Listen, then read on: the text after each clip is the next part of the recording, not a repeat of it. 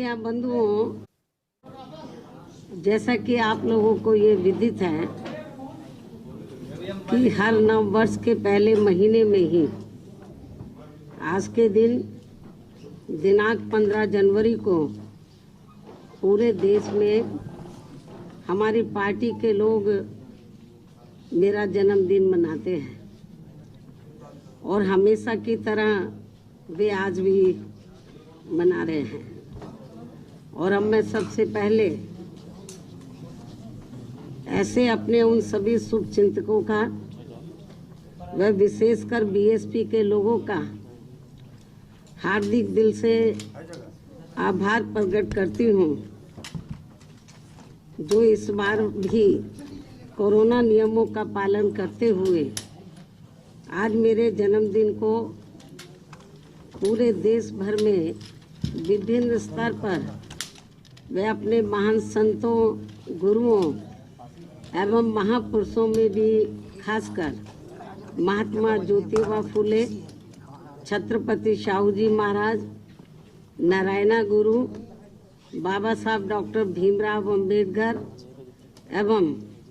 मान्यवर श्री कांशीराम जी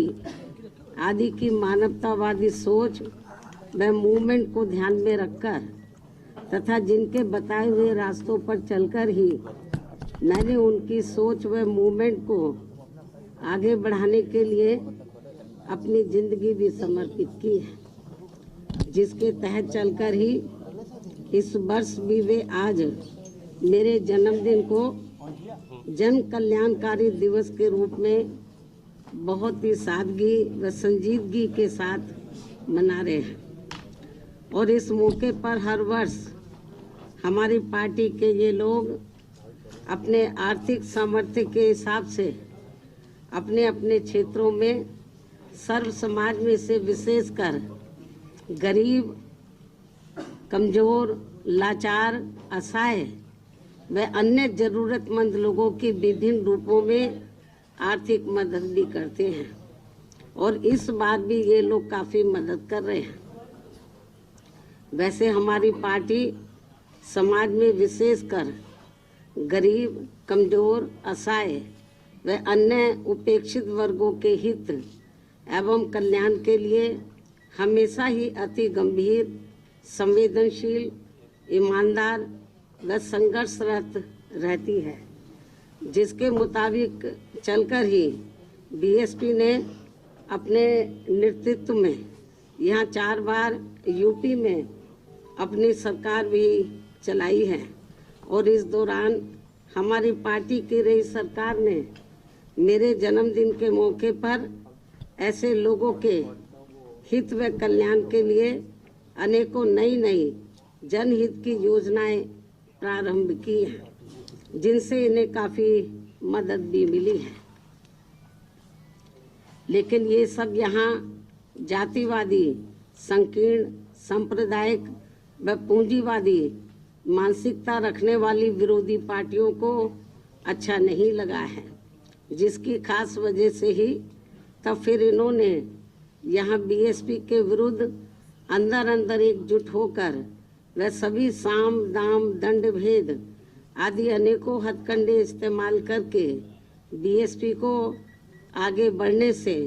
व सत्ता में आने से भी रोका है। ये भी सर्वविदित है। जबकि ऐसी मानसिकता रखने व नीतियों पर चलने वाली खासकर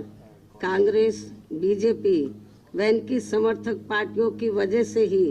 अपने देश में यहाँ शुरू से ही गरीबी, बेरोजगारी, महंगाई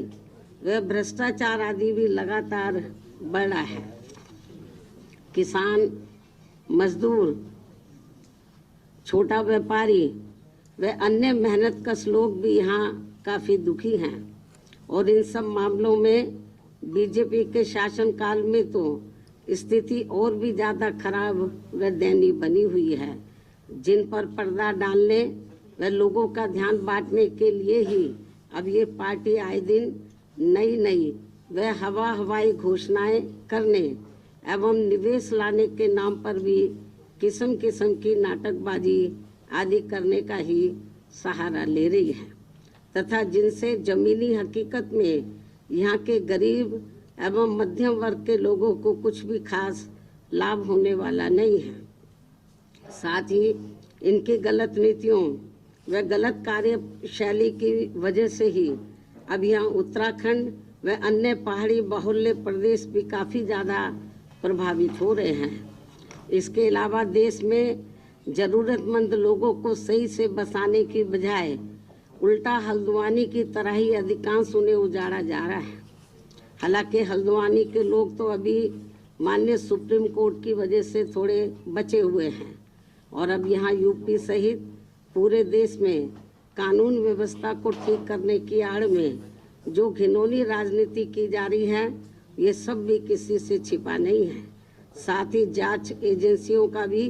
देश व जनहित में इस्तेमाल करने की बजाय ज़्यादातर इनका भी राजनीतिकरण ही कर दिया गया है। ये भी देश के लिए काफ़ी चिंता की बात है। इसके साथ साथ पिछले कुछ वर्षों से देश में ईवीएम के जरिए चुनाव कराने को भी लेकर यहाँ की जनता में किस्म किस्म की आशंकाएं व्याप्त हैं, जिन्हें दूर व ख़त्म करने के लिए बेहतर तो यही होगा कि अब यहाँ आगे सभी छोटे बड़े चुनाव पूर्व की तरह सीधे बैलेट पेपर से ही कराए जाए। बीएसपी के मुख्य चुनाव आयोग से तथा केंद्र की सरकार से भी ये पुरजोर मांग व सलाह भी है। और अब मैं अपने जन्मदिन के मौके पर विशेषकर अपने दलितों, आदिवासियों, पिछड़े वर्गों, मुस्लिम व अन्य धार्मिक अल्पसंख्यक समाज के लोगों को आज भी इन्हें फिर से ये याद दिलाना जरूरी समझती हूँ कि भारतीय संविधान के मूल निर्माता व इन कमजोर एवं उपेक्षित वर्गों के मसीहा परम पूज्य बाबा साहब डॉक्टर भीमराव अंबेडकर ने अपने इन लोगों को ये कहा है कि मैंने यहाँ जातिवादी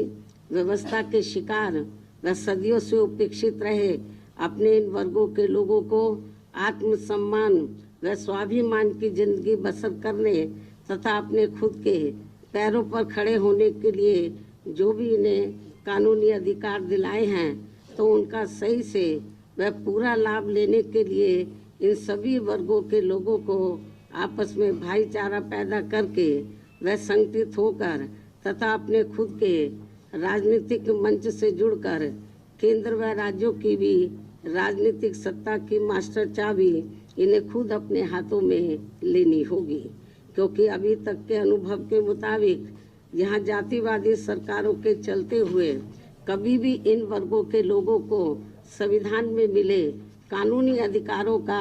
सही से वह पूरा लाभ नहीं मिल सकता है। खासकर आरक्षण के मामले में तो शुरू से ही